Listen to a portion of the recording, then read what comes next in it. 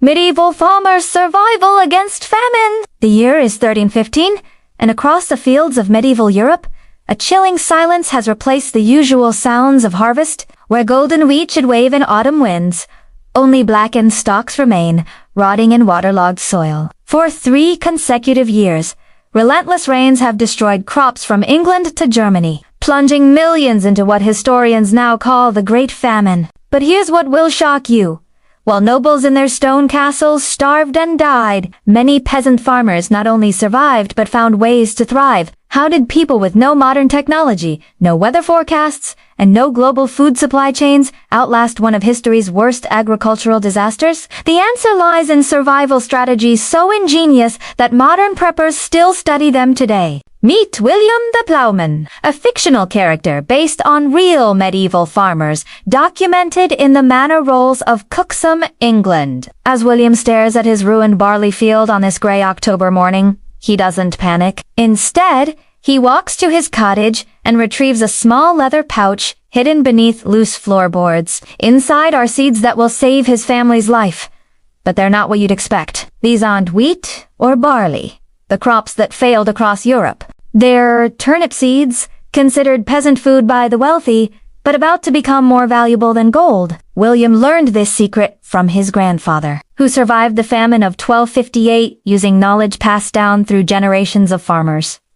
This wasn't just luck or coincidence. Medieval peasants had developed a sophisticated understanding of agricultural survival that took centuries to perfect. They knew which wild plants could substitute for grain, how to preserve food for years without refrigeration, and most importantly, how to read nature's warning signs before disaster struck. While chroniclers wrote about nobles eating their horses and even resorting to cannibalism, peasant communities were quietly implementing survival strategies that would make modern survivalists envious. Today, we're going to uncover these forgotten techniques that kept entire villages alive when the rest of Europe was dying. You'll discover why medieval farmers deliberately planted failure crops, how they turned tree bark into bread, and the ingenious food storage methods that could preserve harvests for up to 7 years. But first, we need to understand exactly what these farmers were up against, and why their survival was nothing short of miraculous. The Great Famine of 1315 to 1322 wasn't just bad weather. It was a perfect storm of climate change, overpopulation, and agricultural vulnerability that created the worst food crisis in European history. Population had grown rapidly during the medieval warm period, pushing farming onto marginal lands that couldn't sustain crops when temperatures dropped. When the Little Ice Age began around 1300, these vulnerable farming communities faced their ultimate test. What happened next would separate the survivors from the victims, and the lessons they learned would echo through centuries. 1. The three-field system that saved Europe. What William knew that saved his family was unwritten in any book. It was carved into the very landscape of medieval Europe through centuries of trial and error. The secret weapon against famine wasn't a single crop or technique, but an entire agricultural system so sophisticated that it would be fully understood by scientists until the 20th century. This was the three-field system, and it was about to prove its worth during humanity's darkest agricultural hour. Picture medieval England divided into vast open fields, each one carefully planned like pieces of a giant puzzle. In the first field, William plants his winter crops, wheat and rye that can survive the harsh cold and provide the foundation of medieval bread. The second field receives spring crops, barley, oats, and legumes like peas and beans that grow quickly in warmer weather. But here's the genius part that modern farmers are only now rediscovering. The third field lies completely fallow, resting and recovering its strength. This isn't laziness or waste. It's agricultural insurance that will mean the difference between life and death. Medieval farmers discovered that soil, like humans, needs rest to maintain its strength. By rotating which field stays fallow each year, they ensure that their land never becomes completely exhausted. But the three-field system holds an even deeper secret that saved countless lives during the Great Famine. When disease strikes wheat, the barley survives. When drought kills spring crops, the winter grains endure. When floods destroy everything in the low fields, crops on higher ground remain safe. This diversification strategy meant that total crop failure was virtually impossible, a lesson that would prove crucial when climate disasters struck. Archaeological evidence from sites like Warham, Percy in Yorkshire shows that medieval farmers weren't just randomly planting crops. They were conducting sophisticated agricultural experiments, testing which varieties performed best in different conditions. Pollen analysis reveals that they grew dozens of different grain varieties, each adapted to specific soil types and weather patterns. When the rains of 1315 began, William's grandfather's wisdom became clear. The old man had insisted on planting hardy rye varieties that could tolerate wet conditions, even though they produced less grain in good years. Now, as wheat fields across Europe rotted in waterlogged soil, William's rye stood strong. But the three-field system offered another advantage that proved crucial during the famine years. The fallow fields weren't truly empty. They were carefully managed ecosystems that provided emergency food sources. Wild herbs, nuts, and edible plants were allowed to grow in these resting fields, creating a natural pantry for desperate times. Medieval documents from the Abbey of Ramsey describe how peasants gathered famine foods from fallow lands. Acorns that could be ground into flour, nettles rich in vitamins, and wild garlic that prevented scurvy. These were E&T last resorts. They were planned backup systems that wise farmers cultivated alongside their main crops. The three-field system also created something even more valuable than food: community cooperation. Since individual families couldn't manage entire fields alone, villages had to work together, sharing labor, tools, and knowledge. This cooperation would prove essential when famine struck and survival depended on collective action rather than individual effort. When William's barley failed in 1316, his neighbors shared their oat harvest. When their turnips were destroyed by frost, William's carefully preserved root vegetables fed 3 families through the winter. The three-field system had created not just agricultural resilience, but social resilience that could withstand even the worst disasters. Modern agricultural scientists studying medieval farming techniques have discovered that this ancient system actually produced more food per acre over time than many modern monoculture farms. The secret lay in understanding that true agricultural success isn't measured in single years, but in long-term sustainability and disaster resistance. As we'll see next, medieval farmers took this principle even further, developing food, preservation, and storage techniques that could keep harvests edible for years, turning good harvests into insurance against future famines. 2. The underground vaults that defied time. Deep beneath William's cottage, hidden from raiders and tax collectors alike, lay a secret that would make modern food scientists weep with envy. Carved into the earth with nothing but iron tools and centuries of accumulated wisdom, medieval storage systems could preserve food for up to 7 years without a single grain spoiling. These were UN's simple root cellars. They were sophisticated food preservation networks that turned every good harvest into insurance against future disasters. The key to medieval food storage was UNT just keeping things cold. It was understanding the complex relationship between temperature, humidity, airflow, and the natural enemies of stored grain. William's grandfather had taught him that grain has 3 mortal enemies: moisture, heat, and the tiny creatures that feast on stored food. Defeat these 3, and you could eat bread made from grain harvested. When your children were babies, the underground storage chambers, called granaries in medieval documents, were marvels of engineering that required no modern technology. Dug 6 to 8 feet deep, these chambers maintained a constant temperature of around 50 degrees Fahrenheit, cool enough to slow spoilage, but not so cold as to damage the grain. The walls were lined with stones carefully selected for their ability to absorb excess moisture while preventing water infiltration from outside. But the real genius lay in the ventilation system that medieval farmers developed through trial and error. Small channels carved into the chamber walls created air circulation that prevented the buildup of harmful gases while maintaining optimal humidity levels. Archaeological excavations at sites like West Cotton in Northamptonshire have revealed these storage systems in remarkable detail. Grain samples found in sealed medieval granaries are still perfectly preserved after 700 years, their nutritional content virtually unchanged. Carbon dating and chemical analysis show that medieval farmers achieved preservation rates that rival modern industrial methods. The secret wasn't just in the construction.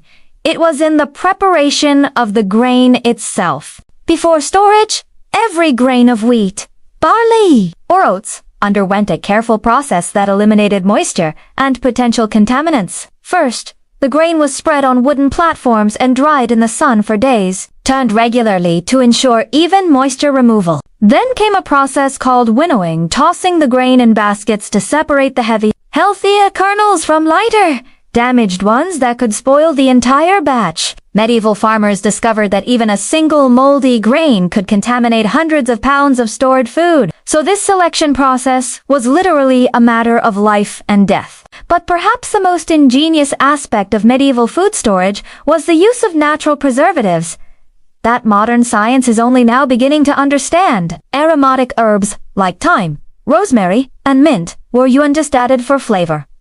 They contained natural compounds that repelled insects and prevented bacterial growth. Layers of these herbs were carefully interspersed with stored grain, creating a natural preservation system that could keep food fresh for years. Medieval documents from the monastery of Cluny describe how monks stored grain with specific combinations of herbs that varied by season and storage duration. For short-term storage of 6 months or less, they used mint and sage. For long-term storage of multiple years, they employed stronger preservatives like wormwood and tansy. These were random folk remedies. They were scientifically sound preservation techniques based on centuries of observation and experimentation. The storage systems also included ingenious methods for monitoring food quality without opening the sealed chambers. Small viewing ports allowed farmers to check for signs of while carefully designed drainage systems prevented water accumulation that could ruin entire harvests. When the Great Famine struck in 1315, these underground vaults became the difference between survival and starvation, while fresh crops failed across Europe. Families like William's could draw upon grain stored during the abundant harvests of 1312 and 1313.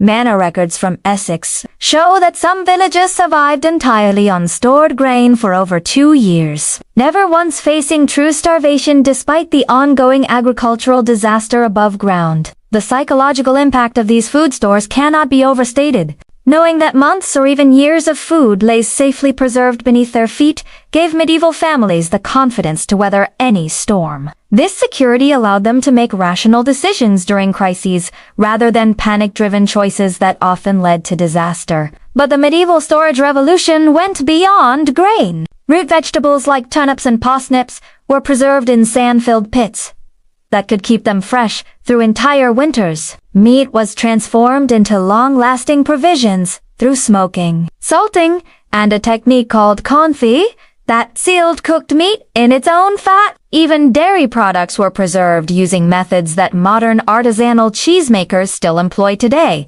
As we'll discover next, these preservation techniques were just one part of a larger survival strategy that included knowing exactly which wild plants could substitute for failed crops, knowledge that would prove invaluable when even the best stored grain began to run low.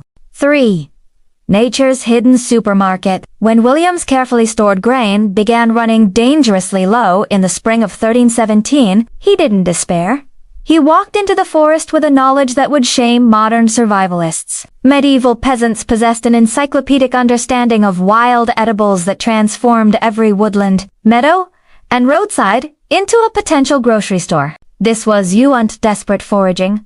It was a sophisticated science of alternative nutrition that had been refined over centuries of periodic food shortages. The difference between life and death often lay not in what grew in cultivated fields, but in recognizing the hundreds of edible plants that nature provided freely to those who knew where to look. William's first stop was an ancient oak tree whose massive trunk had weathered countless storms. Acorns, dismissed by the wealthy as pig food, were actually nutritional powerhouses that could sustain human life for months. But eating acorns required knowledge that separated the survivors from the victims. Raw acorns contain bitter tannins that can poison humans, but medieval peasants had discovered a processing technique that transformed these toxic nuts into life-saving flour. The The process began with gathering only the heaviest, most perfect acorns, those that sank when placed in water. These were then cracked open and the nut meats ground into coarse meal using stone querns that every household possessed. The crucial step came next, leaching out the poisonous tannins through a process that required patience and precise timing. The acorn meal was placed in woven baskets and repeatedly rinsed with clean water until the bitter taste disappeared completely. This could take days, but the result was a nutritious flour that could be baked into bread, cooked into porridge, or stored for future use. Archaeological evidence from medieval sites across Europe shows that acorn processing was so common that specialized grinding stones and leaching baskets have been found in virtually every peasant household. Chemical analysis of medieval coprolites fossilized human waste reveals that acorns made up a significant portion of the diet during famine years, sometimes comprising up to 30% of total caloric intake, but acorns were just the beginning of nature's emergency pantry. William knew that the forest floor held dozens of other survival foods that most people walked past without recognition. Beechnuts, smaller but sweeter than acorns, could be eaten raw or ground into a rich, oily paste that provided essential fats during lean times. Hazelnuts, when available, offered concentrated protein and could be stored for months without spoiling. Even tree bark became food in the hands of knowledgeable foragers. The inner bark of birch, pine, and aspen trees, called cambium, could be dried, ground, and mixed with grain flour to extend precious food supplies. Medieval Scandinavian documents describe bark bread that sustained entire communities through the worst famine years. Modern nutritional analysis shows that cambium contains significant amounts of carbohydrates, vitamins, and minerals. It wasn't just filler, but genuine nutrition. Spring brought a different category of wild foods that medieval peasants eagerly anticipated. Young nettle leaves, gathered before the plants developed their stinging properties, provided more vitamin C than oranges, and could prevent the scurvy that killed many during long winters. Dandelion greens, now considered weeds, were prized for their bitter compounds that aided digestion and provided essential nutrients missing from grain-based diets. Wild garlic, ramps, and onions added flavor to monotonous famine foods, while providing antimicrobial compounds that helped prevent disease and weakened populations. But perhaps the most valuable wild foods were the roots and tubers that could be harvested even in winter when other plants lay dormant. Wild parsnips, burdock roots, and Jerusalem artichokes provided carbohydrates that could substitute for failed grain crops. These weren't random discoveries.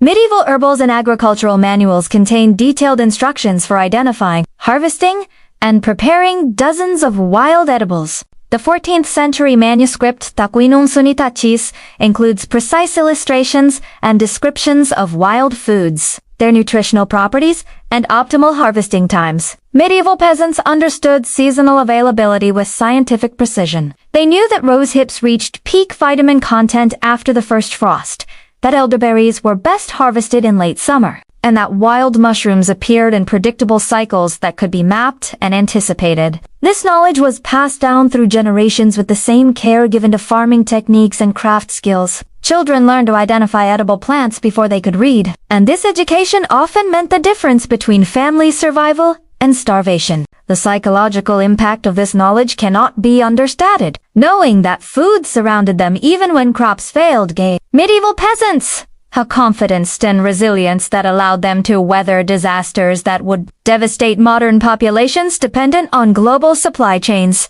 When William returned from his foraging expedition with baskets full of acorns, nettles, and wild roots, his family faced the famine with hope rather than despair. They understood that nature provided multiple backup systems for those wise enough to recognize and utilize them. But wild foraging was just one component of a larger survival strategy that included something even more crucial: the tight-knit community networks that could mean the difference between individual struggle and collective survival. As we'll discover next, medieval villages had developed social systems that ensured no one faced famine alone, cooperation strategies that modern disaster preparedness experts are only beginning to understand.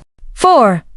the village that shared everything. When the harvest of 1317 failed completely in William's village, something remarkable happened that would challenge everything we think we know about medieval society. Instead of hoarding their remaining food and watching neighbors starve, the villagers did something that modern disaster experts consider the gold standard of crisis management.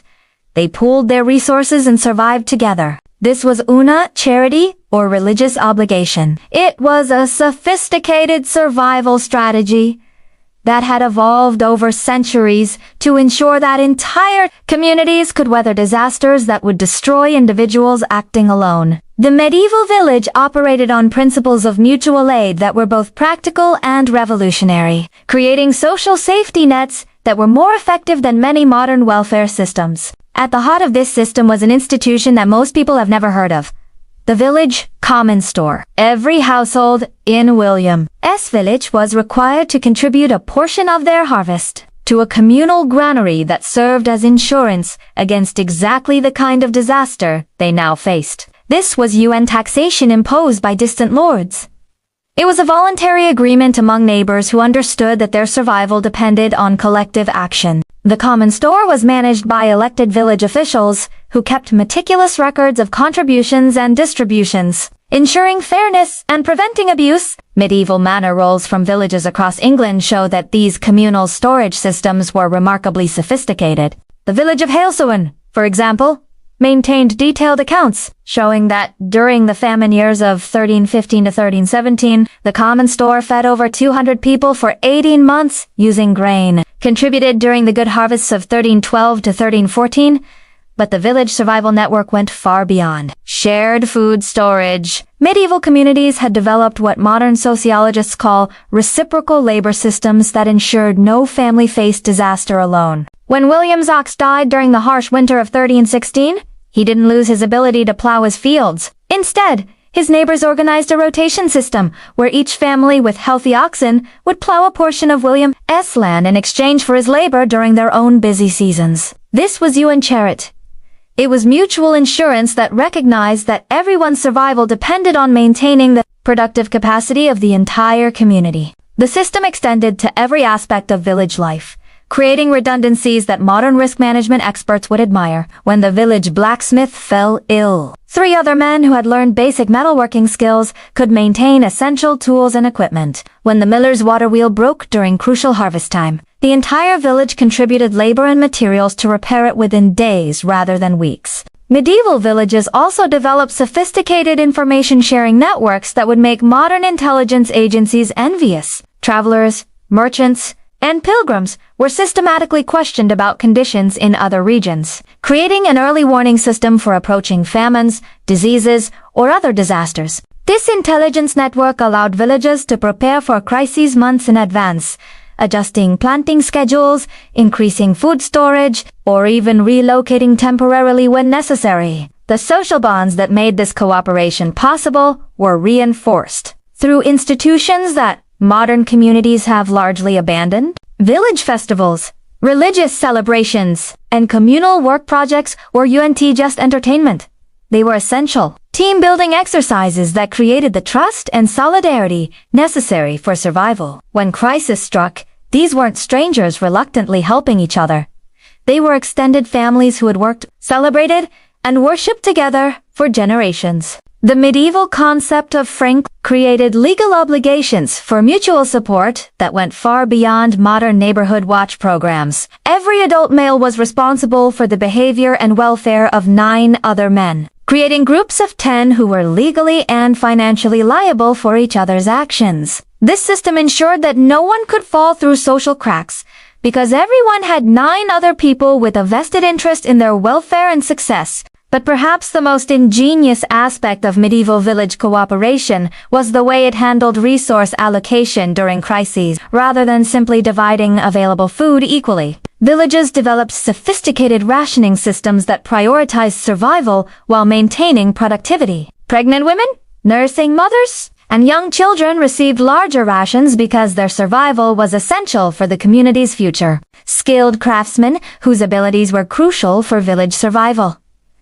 Blacksmiths, carpenters, millers, received enough food to maintain their strength and continue working. The elderly and infirm weren't abandoned, but their rations were carefully calculated to provide dignity, while maximizing resources for those most likely to survive and contribute to recovery. This might seem harsh by modern standards, but it was based on cold mathematical reality.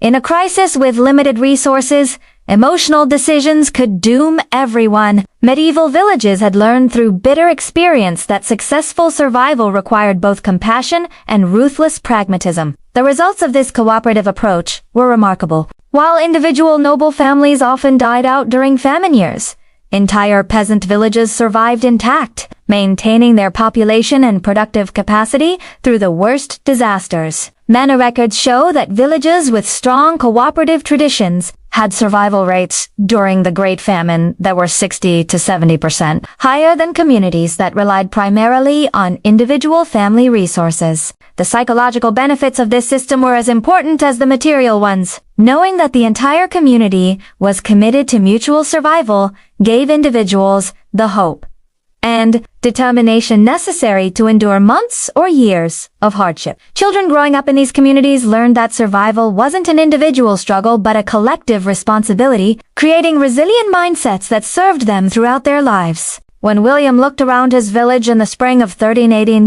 he saw not just neighbors who had helped his family survive, but a community that had proven its strength through the ultimate test. The bonds forged during the famine years would last for generations, creating social capital that would help the village weather future crises with confidence and unity. But even the strongest communities needed one final element to ensure long-term survival: the ability to read nature's warning signs and prepare for disasters before they struck. As we'll discover next, medieval farmers had developed an almost supernatural ability to predict weather patterns, crop failures, and other natural disasters months or even years in advance. 5. Reading the sky like a book. On a crisp autumn morning in 1314, a full year before the Great Famine began, William's grandfather made a prediction that would save his family's life. Standing in his barley field, watching the behavior of migrating birds and studying cloud formations that seemed perfectly normal to everyone else, the old man declared that the next 3 years would bring disaster. He ordered the family to plant twice as many turnips as usual, gather extra firewood, and begin preserving food immediately. His neighbors thought he was losing his mind. The harvest of 1314 was abundant, the weather seemed stable, and there were no obvious signs of trouble ahead. But medieval farmers, like William's grandfather, possessed something that modern meteorology, despite all its satellites and computer models, still struggles to match: the ability to read nature's subtle warning signs with uncanny accuracy. This wasn't superstition or lucky guessing.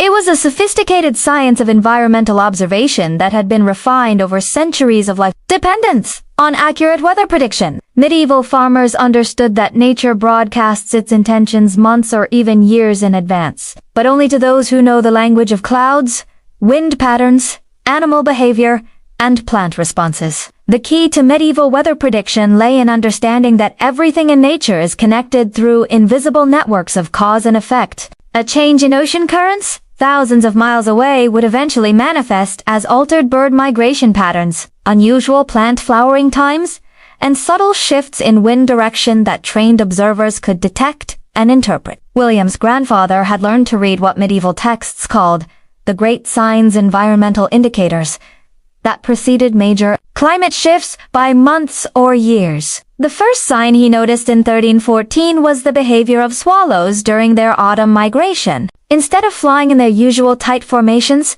the birds were scattered and seemed confused, often circling back or changing direction unexpectedly. Medieval farmers knew that swallows were among nature's most sensitive weather predictors, capable of detecting atmospheric pressure changes that wouldn't be measurable by human instruments for centuries. When swallows showed signs of confusion during migration, it indicated that the atmospheric patterns they relied on for navigation were becoming unstable. This instability in the upper atmosphere was often the first warning of major climate shifts that would affect weather patterns for years to come. The second sign came from observing tree behavior during the growing season of 1314. Oak trees, which medieval farmers considered the most reliable weather prophets, were producing an unusually heavy crop of acorns. This was beyond random. Trees have evolved sophisticated mechanisms for sensing long-term environmental changes and adjusting their reproductive strategies accordingly. When oaks produce exceptional acorn crops, it often indicates that the trees are preparing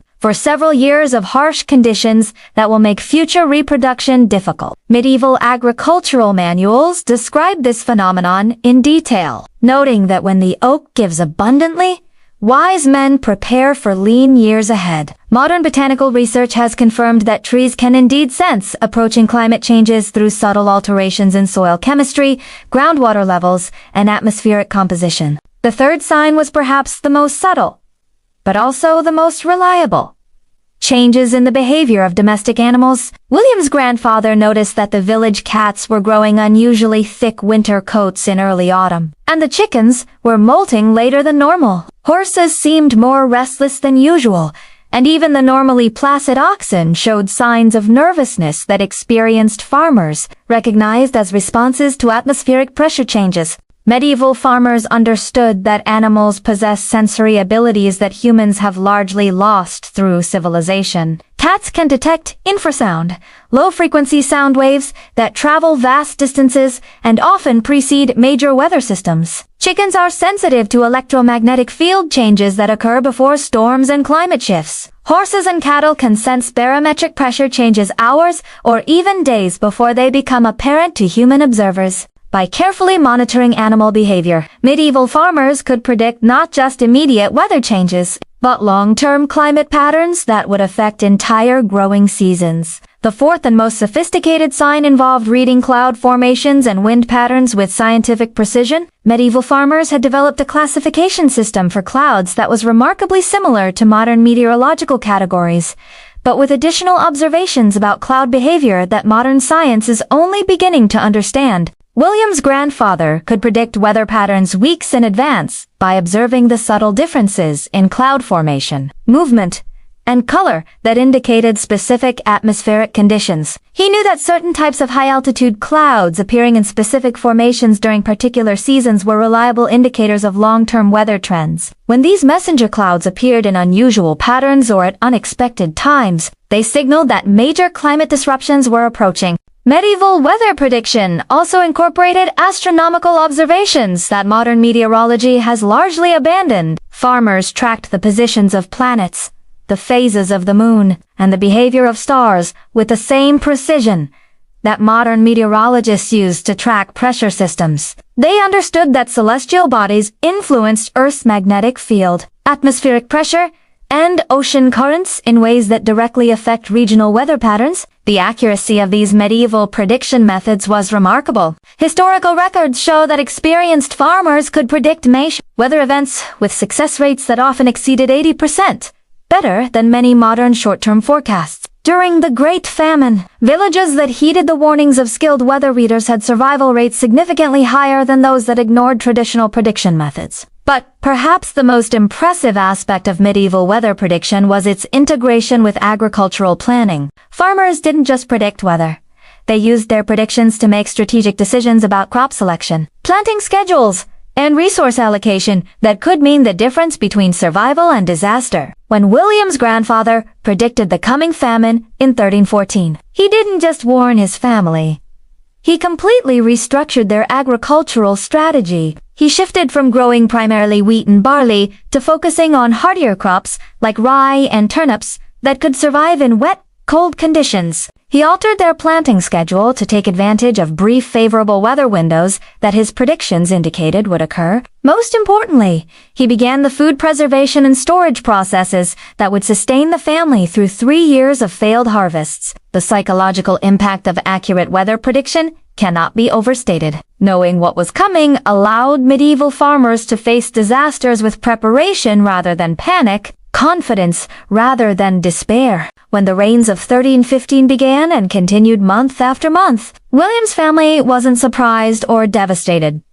They were ready. Their neighbors, who had dismissed the old man's warnings, watched their crops rot and their families face starvation, while William's household remained secure. This ability to read nature's warning signs and prepare accordingly was perhaps the most crucial survival skill that medieval farmers possessed. It transformed them from passive victims of natural disasters into active participants in their own survival, capable of anticipating and adapting to environmental challenges that would overwhelm unprepared populations. As we conclude our journey through medieval survival strategies, we see that these farmers succeeded not through superior technology or abundant resources, but through deep understanding of natural systems, sophisticated social cooperation, and the wisdom to prepare for disasters before they struck. Their legacy offers profound lessons for our modern world, where climate change and environmental uncertainty make their ancient skills more relevant than ever. Clossing, the legacy that saved civilizations. As the spring of 1322 finally brought relief to Europe, William stood in his fields watching green shoots emerge from soil that had been waterlogged for 7 long years. The Great Famine was ending, but its lessons would echo through centuries, shaping how humanity approached survival, community, and our relationship with the natural world. What William and millions of medieval farmers had accomplished was beyond just personal survival. They had preserved the knowledge, skills, and social structures that would allow European civilization to rebuild and eventually flourish. The survival strategies we've explored weren't just medieval curiosities. They were sophisticated systems that modern disaster preparedness experts are rediscovering and adapting for our contemporary challenges. Today, as climate change brings unprecedented weather patterns and global supply chains prove vulnerable to disruption, the wisdom of medieval farmers offers crucial insights for building resilient communities. The three-field agricultural system that saved medieval Europe has inspired modern sustainable farming practices that are revolutionizing agriculture worldwide. Contemporary farmers are rediscovering the benefits of crop rotation, fallow periods, and diversified planting that medieval peasants perfected through centuries of trial and error. Permaculture movements across the globe now incorporate medieval techniques for soil restoration, natural pest control,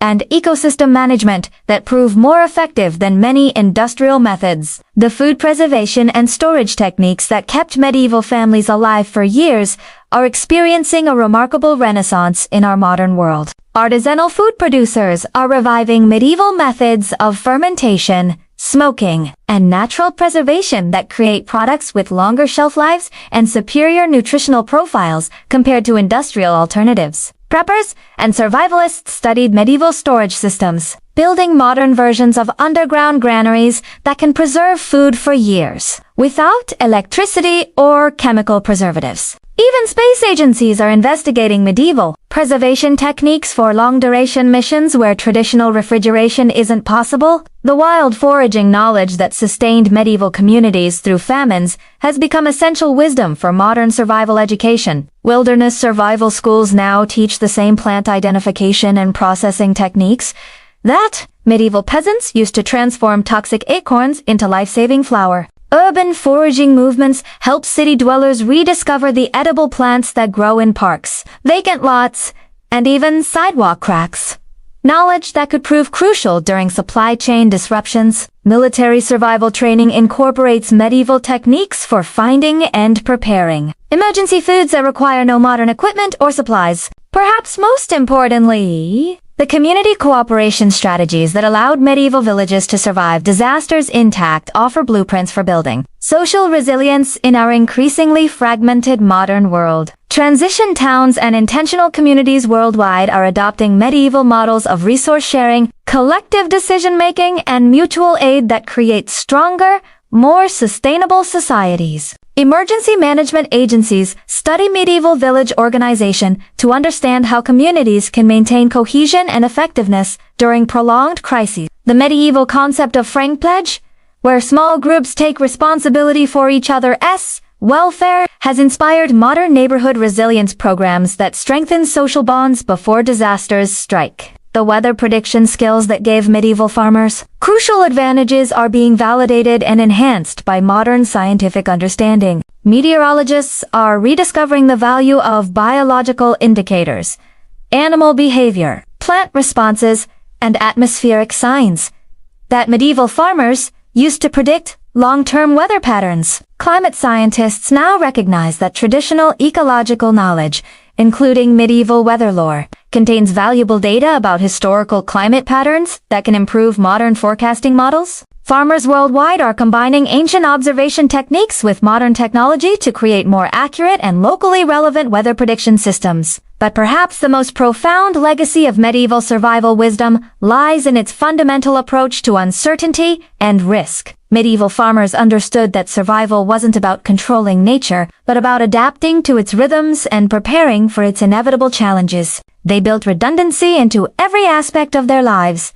Multiple food sources, diverse skills, strong social networks, and deep environmental knowledge that could sustain them through any crisis. This mindset of adaptive resilience offers crucial lessons for our modern world, where technological solutions often create new vulnerabilities and dependencies. The COVID-19 pandemic revealed how fragile our global systems can be, highlighting the value of local production, community cooperation, and individual preparedness that medieval societies took for granted. Supply chain disruptions, extreme weather events, and economic instability have made medieval survival skills suddenly relevant to millions of people who never expected to need them. Modern homesteading movements, urban farming initiatives, and community resilience projects all draw inspiration from medieval models of self-sufficiency and mutual aid. The psychological resilience that allowed medieval communities to endure years of hardship offers insights for building mental toughness in our anxiety-prone modern society. Medieval farmers faced uncertainty with preparation rather than panic, community support rather than individual struggle, and long-term thinking rather than short-term fixes. Their approach to crisis management, combining practical preparation with social cooperation and spiritual resilience, created communities that could not just survive disasters but emerge stronger from them. As we face an uncertain future marked by climate change, resource depletion, and social fragmentation, the Medieval Farmer's Toolkit offers proven strategies for building resilient, sustainable communities. The techniques that kept William's family alive through 7 years of famine are just historical curiosities. They read blueprints for survival that remain as relevant today as they were 7 centuries ago. From the 3-field system that restored exhausted soil to the community networks that ensured no one faced disaster alone, medieval survival wisdom provides practical solutions for modern challenges. The underground storage systems that preserved food for years offer alternatives to energy-intensive refrigeration and chemical preservation. The wild foraging knowledge that turned forests into supermarkets provides backup food systems for communities facing supply disruptions. The weather prediction skills that gave farmers crucial early warnings offer low-tech alternatives to complex meteorological systems.